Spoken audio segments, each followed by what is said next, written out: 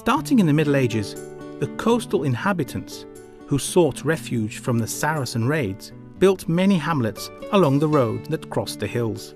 These are ancient, small villages, pleasant and hospitable, immersed in the stillness of the countryside, an ideal destination for a relaxing stroll.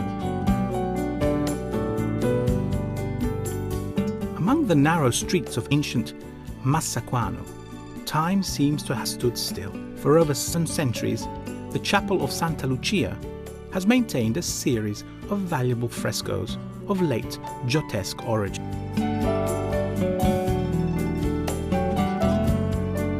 Traditional sacred subject matter, the great attention to detail, the clear, brilliant colours that light up the ambience, carry us back in time to relive the magical atmosphere of medieval churches.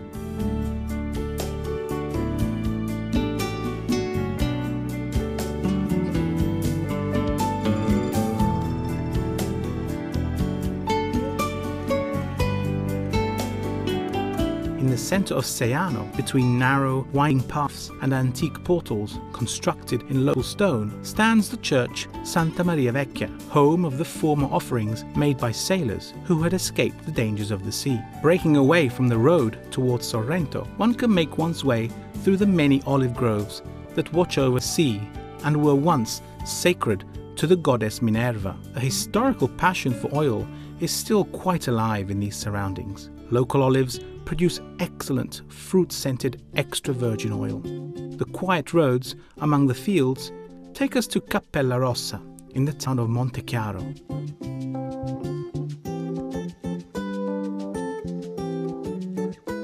Higher up is the romantic Villa Giusso of Astapiana, once the retreat of the Camaldoli family. The garden, with its arbour, and the facade of this now private country residence still recollects ancient forms. The pure air and magnificent view of the peninsula of Sorrento make this place unforgettable. The feeling of faith is still quite alive, and various religious institutes scattered around this region keep and transmit old, traditional and new cultures in charming settings. The convent of San Francesco and its church, with its characteristic red campanili, dominates the hill just outside the centre of Vico. The building is surrounded by a peaceful, scent-filled garden. An olive branch out of steel, created by Emilio Greco, pays homage to Saint Francis of Assisi as a symbol strongly linked to Mediterranean nature. A few steps away, a suspended lookout point faces Vico and the coastline. The view is memorable. Inside is the invaluable space of the ancient refectory, decorated with 17th century frescoes and 18th century Maiolica tiles, made according to the techniques, colours and decorative patterns. Not far away, the convent of San Vito houses an interesting museum of sacred art.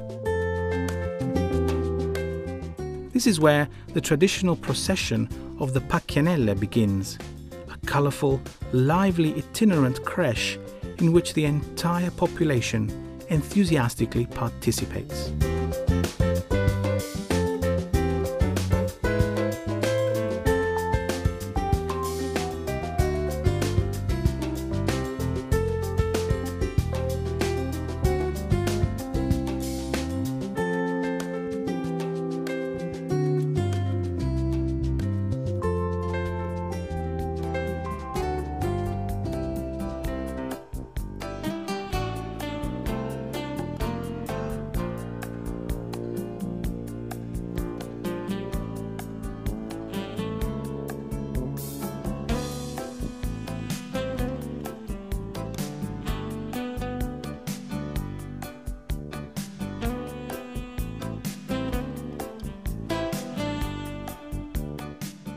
Ascending the hills, one encounters the Eco-Museum Cites, hosted by the Casa Salesiana Don Bosco. This structure aims at education and exhibits over 600 specimens confiscated by the State Corps of Forest Rangers in accordance with the regulations of the Cites Convention.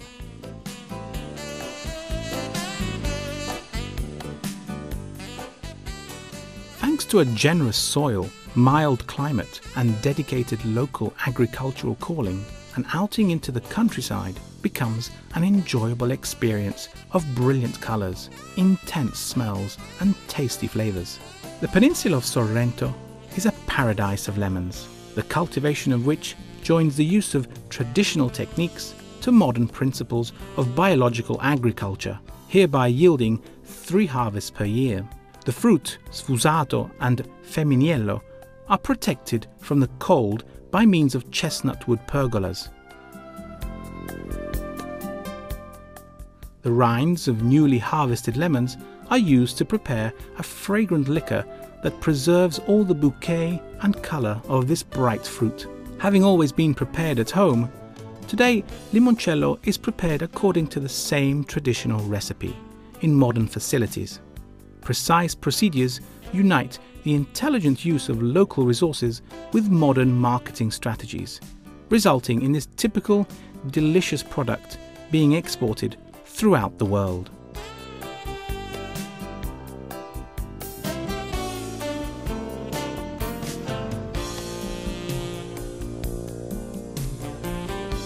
Thanks to the atypical quality of the milk coming from these hills and a procedure that is prevalently done by hand, the production of cheeses and dairy products is still one of the most flourishing activities in this area.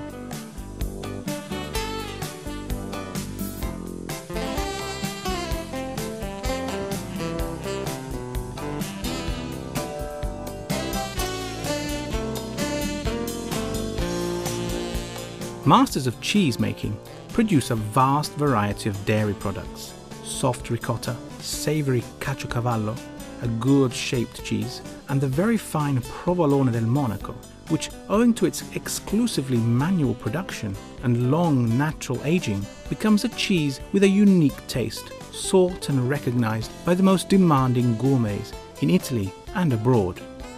A stroll around the villages of Arola, Ticciano, Breazzano and Moiano is an ideal occasion for buying a gastronomic souvenir at the cheese factories in the area, or a tempting stop in one of the cosy holiday farmhouses or local restaurants. The undisputed culinary tradition here blends the experimentation of new recipes with typical local products.